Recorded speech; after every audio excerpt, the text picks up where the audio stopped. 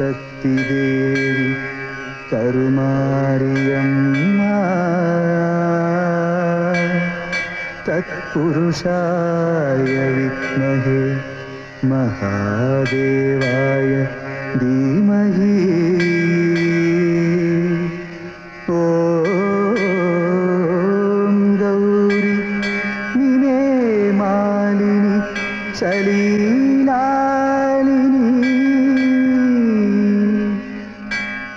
तक्षपदे द्विपदे सञ्चिष्टपदे अष्टपदे नवपदे पभूषिनि नमो सहस्राक्षम् आदिशक्ति करुमारियम्मा प्रचोदयाते।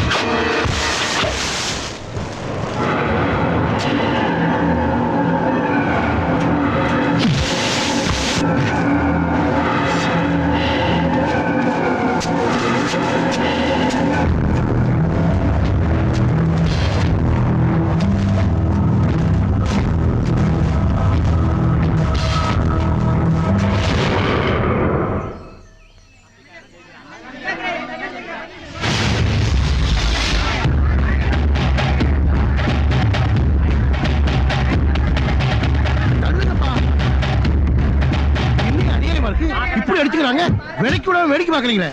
நீ என்ன வெளியூரா? ஆமா. அதான் விவரம் தெரியாம பேசுற. அடிச்சுக்கிறவங்க 2 பேரும் அண்ணன் தம்பிங்கயா. அட கடவுளே, அதை விட மோசமா இருக்கு. யோ, உனக்கு திருட ஆட்டுக்குளம் கோவிந்தன் தெரியுமா? அவன் பசங்க தான் 2 பேரும். யார் பசங்க தான் இல்லையா? சண்டை போட்டுக்கிறாங்கல்ல, விலைக்கு விடுங்கய்யா. யோ, வெத்த அப்பனிக்கலாதக்கற உனக்கு எதுக்குயா? இந்த சண்டை விளையாட்டுக்கு ஜட்ஜே கோவிந்தன் தான். அத பார். அடடா, அடிச்சாதான் எம்ஜிஆர், வாங்கடா நம்பியார். அடடா, அப்படி போட முடியாது. அவன் நெஞ்சில ஊத்துற மாதிரி. நல்ல ஃபர்ஸ்ட் கிளாஸ் அப்பன்டா. டேய் ஆதி, அடிச்சுக்காம அண்ணன் தம்பி என்னடா கோயிலா போட்டிருக்கீங்க? பிள்ளைங்களை வளர்த்தா இப்படித்தான் வளர்க்கணும். பெருசு, இது சண்டை இல்ல, கலை நிகழ்ச்சி. அவங்களுக்குள்ள பிரச்சனை வந்தா இப்படி சண்டை போட்டு எவன் ஜெயிக்கிறானோ அவன் பேச்சை கேட்கணுங்கிறது தான் கோவிந்தனுடைய கொள்கை. டேய் மதி, நண்டு பிடி போடுறா. அது சரி, இப்ப எதுக்கு அடிச்சுக்கிறாங்க? அது சண்டை முடிஞ்ச பிறகுதான் தெரியும். அதை தெரிஞ்சுக்கத்தான் நாங்க இங்க நிக்கிறோம். அப்போ நானும் நிக்கிறேன். புடி, புடிச்சு தூக்கு. தலைக்கு மேல தூக்குடா, போடா. கீழ இறக்கி விடுடா.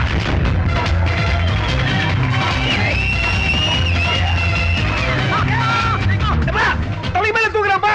தைரியம் இருந்தா கீழ இறக்கி விடு சொல்லு. ஏய் மதி, அவனை இறக்கி விட்டுடா. அப்ப நான் ஜெயிச்சேன்னு சொல்லு. அவனை தோத்துறேன்னு ஒத்துக்க சொல்லு. டேய், நீ தோத்துட்டேன்னு ஒத்துக்கடா. நீ தான் தோத்த. ஏய் மதி, அவனை அப்படியே வச்சு 4 சுத்து சுத்துறா. தானா ஒத்துக்குவான். ஏய், தவ சுத்துடா. நான் தோக்குறேன், நீ ஜெயிச்ச. தூக்கி போடுற அவனை. அப்பாடா, ஒரு வழியா ஒரு பிரச்சனை முடிவுக்கு வந்துருச்சு. ஆட்ட முடிஞ்சது தெரியும் சொன்னீங்க.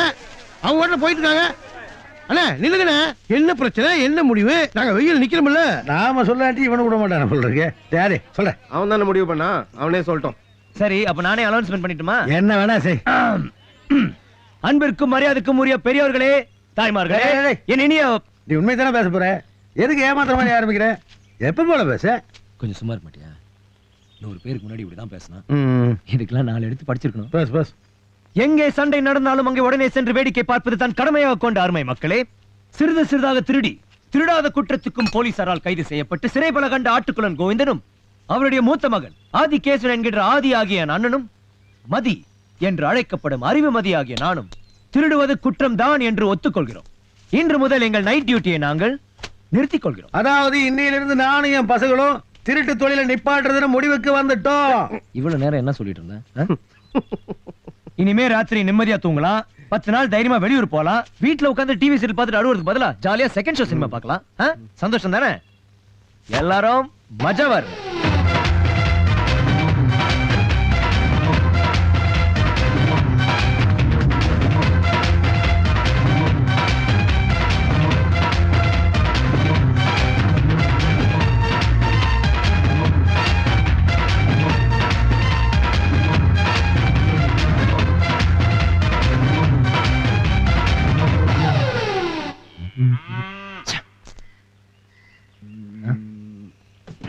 மதி, மேல பாருடா.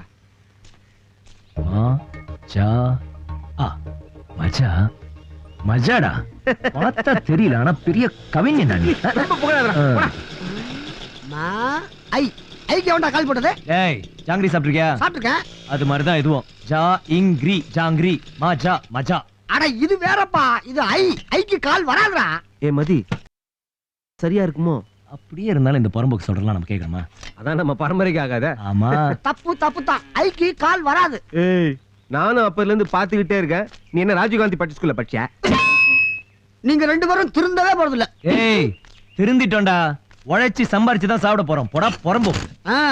இவன் விட்டு லாரியவோ சுட்டுக்கிட்டு வந்து அதுக்கு வேற பெயிண்ட் அடிச்சு நம்பர் பிளேட்டையும் மாத்தி. ஏய், கடைசியில நீ வாங்கி தான் போறேன். நாங்க வீட்டை வித்து காட்டை வித்து எல்லாத்தையும் வித்துட்டு வாங்கலாம். லாரி அதாவது பேமாடி. நாங்க லாரியை சுட்டோம். ஏய், இன்னில இருந்து எங்களுக்கு இதான்டா சோறு போட போகுது. இனிமே நாங்க திருட மாட்டோம். இந்த ஊரை விட்டே போறோம். உனக்கு தான் போட்டி இல்லையே ஜமாய். தெரிஞ்ச தொல்லை விட்டவனும் கட்டான், தெரியாத தொல்லை செஞ்சவனும் கட்டான். லாரி சோறு போடாது. ஒரு மாடு வாங்க சாணியாவது போடும். எங்க இனிமே எங்க வண்டியோட கிளீனர் நீ தான்டா. நான் ஏன்டா கேவலமான கிளீனர் வேலை பார்க்கணும்? இங்க பாத்தியா, இனிமே நான் 6 மாசத்துக்கு ராஜாடா. இத பாத்தியா, ஆச்சரியமா இருக்கா? நானும் ராத்திரி பகலா கண்முழிச்சு சன்னலை பேக்கிறதுக்கு உழைச்சு நம்மளை ஜாமீன்ல எடுத்தாரே வக்கீல், அவர் வீட்டுல தின்னதாண்டா இதெல்லாம். மதி, உங்க அப்பன் போலீஸ் ஸ்டேஷன்ல போய் நாங்க திருந்திட்டோம், எங்களை தேடாதீங்க, இந்த ஊரை விட்டே போயிடுறோம் அப்படின்னு எஸ்ஐக்கு லெட்டர் கொடுத்துருக்கான். அதுக்கு எஸ்ஐ வக்கீல் வீட்டுல திருடுனீங்கல்ல, அதெல்லாம் கொடுத்துட்டு போங்கன்னு உள்ள வச்சு கிளிகளையும் கிழிக்கிறான்.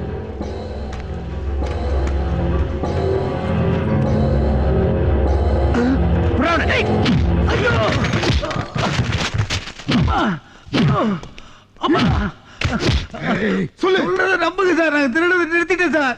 சார் அடிக்க கைய உங்கனாலே கோவிந்த உண்மையை ஒத்துக்குவான் சார், விசாரிக்கலாம் சார். யோ பாத்தத்தை திட்டி தான் ஒத்துப்பான், நகையில திட்டு இருக்கா எப்படி ஒத்துப்பான்? ஐயோ நிறுத்துங்க சார். ஐயோ வக்கீல் வீட்டுல நகை திருநம் இவன் தான். நீ என்னடா போலீஸ்கார மாதிரி திருடெல்லாம் புடிச்சிட்டு வர? எங்களுக்கு எதுக்கு சார் உங்க வேலை? முன்விரோதத்தினால எங்க அப்பனை காலி பண்றதுக்குள்ள கூட்டிட்டு போலான்னு வந்தோம். லட்டு வாங்கிட்டு வந்து போலீஸ் ஸ்டேஷன்ல பர்த்டே கொண்டாடியா? என்ன பெருசா கொண்டாட்டாங்க போல இருக்கு. அடிக்கிறதுக்கு ஒரு அளவே இல்லையா? ஒரு வயசான மனுஷன் இப்படி அப்படி அடிக்கிறது உங்க அப்பனை அடிச்சா உனக்கும் வலிக்குமா? வலிக்கும். அப்ப இருக்க எல்லாருக்கும் வலிக்கும். அப்படியா? அப்ப இன்னும் கொஞ்சம் வலிக்கிட்டான். இனிமே எங்க அப்பா மேல கைய வச்ச வேண்டாம். ஏன் கையை பிடிக்கிறியா?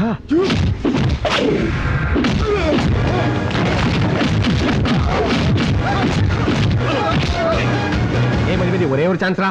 மஜ்ஜாடா.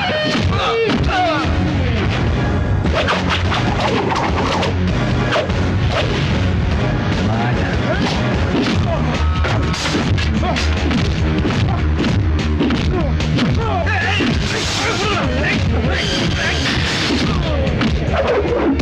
ஐயோ திருந்திட்டோம் சொல்றோம்ல, அப்புறம் என்ன அடிக்கிறீங்க? ஆதி அடிச்சு போடுறாங்க.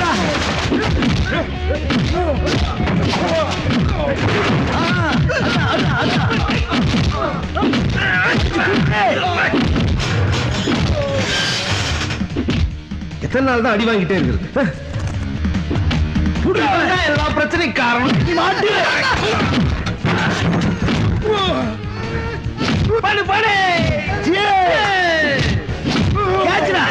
அப்படிதான் வாங்கினல திருப்பி கொடுப்பா.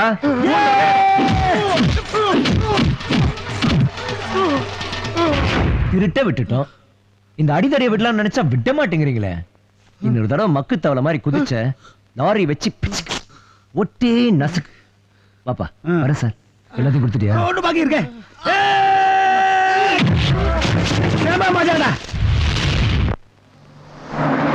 அது என்ன பொசுக்குனா போயிருச்சு? லாரிக்கு ஹார்ட் அட்டாக்கா? வாய் வச்சு சும்மா இருக்க மாட்டியா? என்னாச்சு? யாருக்கு தெரியும்? இது எந்த இடம்? எனக்கு எப்படிடா தெரியும்? மதி அங்க என்ன எழுதிருக்குன்னு பாரு. ஏதோ சனியா ஹிந்தியில எழுதி வச்சிருக்கு. இந்தியா மறுபடியும் ஹிந்தி திரிச்சிட்டாங்களா? இப்ப அதான் பிரச்சனை. என்ன பண்றதுன்னு தெரியல. ராத்திரி 12 மணிக்கு மேல ஒண்ணும் பண்ண முடியாது. காலையில ஒரு மெக்கானிக் பார்ப்போம். இப்ப ஓரமா இப்படி முடங்குவோம். ஏன்பா சிரிக்கிற? இல்லப்பா, நாமளும் மாமூல் மனுஷங்க மாதிரி ராத்திரியில தூங்க ஆரம்பிச்சிட்டுமே. திருடிட்டு இருக்கும் போது உடம்புல ஒரு சுறுசுறுப்பு இருந்தது. திருந்தினதுக்கு அப்புறம் உடம்பு ரொம்ப மந்தமாயிருச்சுப்பா. எப்பா புலி குலைக்குதுப்பா.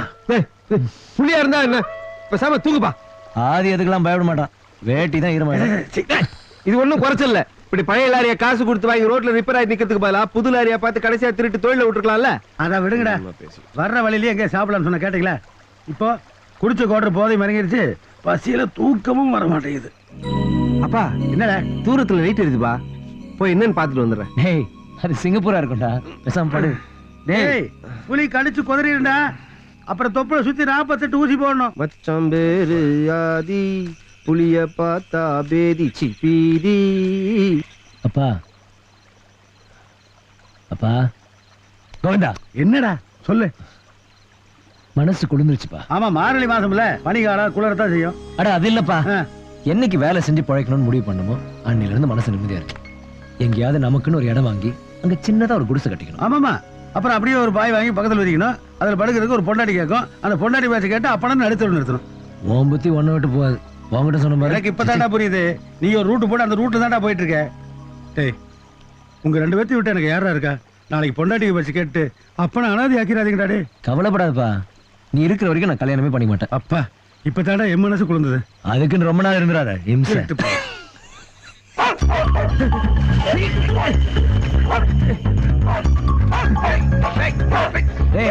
பாத்தியா, என் மகன் புலியவே கல்லால் அடிச்சு வரட்டான். சாப்பாடு வந்துருச்சு. சாப்பாடு கொஞ்சம் தான் இருக்குது, 3 பேர் அட்ஜஸ்ட்மெண்ட் பண்ணிக்கலாம். திருடிட்டு வந்தியா? சே நாம தான் தொழில விட்டோம்ல. அப்புறம் பிச்சை எடுத்தியா? நான் ஏன்டா பிச்சை எடுக்கணும்? அப்பம் பசின்னா அதனால கஷ்டப்பட்டு வாங்கிட்டு வந்தேன். வாங்கிட்டு வந்தா எதுக்குடா இப்படி ஓடி வர? டேய் நாய் துரத்துச்சுடா, அதனால ஓடி வந்தேன்டா. எனக்கு வேண்டாம், நீங்க 2 பேரும் கூட. ஏப்பா திருடல பிச்சை எடுக்கல இது எப்படி வந்தது? சரி சரி நானே உண்மையை சொல்லிடுறேன். கதவை தட்டி 3 பேருக்கு சாப்பாடு இருக்குமான்னு கேட்டான். அதுக்கு அந்த வீட்டுக்காரன் நீ என்ன இந்த வீட்டு மாப்பிள்ளையா நடுராத்திரில கதவு தட்டுறன்னு பலாருன்னு கிணத்துல விட்டான். எனக்கு பயங்கரமா கோவம் வந்துடுச்சு. டபக்குன்னு கத்தி காமிச்சேன். சொயினட்டு வந்து குண்டார கையில கொடுத்துட்டான். அப்படி டீஜென்டா வாங்கி வந்தது தான் இது. இதுக்கு பேர் டீசென்ட். நடுராத்திரில தூங்கிட்டு இருக்க எழுப்பி கத்தியை காமிச்சு போக்கிரத்தனம் பண்ணி கொண்டு வந்திருக்கான். அப்பா இவன் என்ன காந்தி தாத்தா வளர்த்த மாதிரியே பேசிக்கிட்டு அட இருக்கான். விடுங்கடா, பசிக்கும் போது மனுஷனுக்கு திங்கிறதுக்கு சோறு வேணும். அது எப்படி வந்ததுன்னா பார்க்க கூடாது. அன்னலட்சுமி பழிக்காத, தூங்கும் போது கண்ணை குத்திரும். சரி அண்ணலட்சுமி பழிக்க வேண்டாம், நீங்களே முழுங்க. உனக்கு வேணாமா? எனக்கு வேண்டாம். அப்ப எங்களுக்கு வேணாம். படா நீ போடா. அங்க இருந்து படா. நீ இருந்து போடா. அதுக்கப்புறமா போடா. நீ எங்க வேணா போடா. என்னடா கேக்குறது? Shut up! ரொம்ப நல்லதா போச்சு. உயரத்துக்கு பத்தாது, நானே தின்னுக்கிறேன். ஏண்டா கத்தி காட்டி சோறு வாங்குற முடிவு பண்ணிட்டேன். கோழி அடிச்சு குழம்பு வைக்க சொல்லிக்கலாம்ல, அதுக்கு தனி கத்தி காட்டையா? உனக்கு ரொம்ப ஏத்தம் தான்.